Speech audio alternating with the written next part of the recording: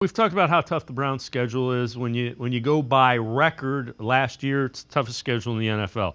So you've ranked the opposing quarterbacks' 2024 schedule. We had Mahomes number one, Joe Burrow number two, Lamar Jackson number three. They face those guys every year twice. Justin Herbert number four, and Dak Prescott number five. I expect Justin Herbert with Jim Harbaugh as his head coach to take a huge step forward. Yeah, if we're talking about somebody who might be encumbered by the players around him, it could be Herbert because they took some receivers from him. But if I'm looking at just pure talent, he's the only quarterback that I see in this league that could rival Mahomes and just in talent.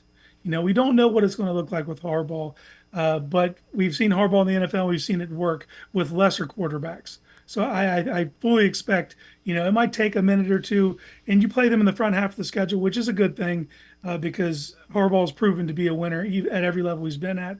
And he might not have the same kind of volume he's had, but Herbert might be even more efficient with Harbaugh leading the charge. Yeah, and you talk about Mahomes. We don't have to say much more about that. Prescott. I mean, that is you could throw Hurts on that as well. I know he didn't play well last year. Remember, 2 years ago they were talking about him MVP kind of guy.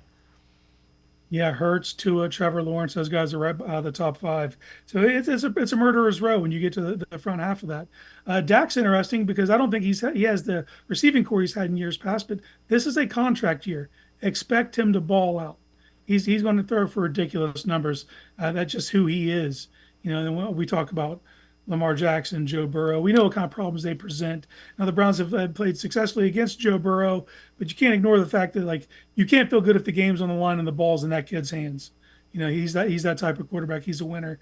And Mahomes, real shocker there. He's 28 years old and he's already won 3 Super Bowls, 2 MVPs. He's got all the hardware. Now he's just playing for legacy. And until someone dethrones him, he's going to stay in that top spot.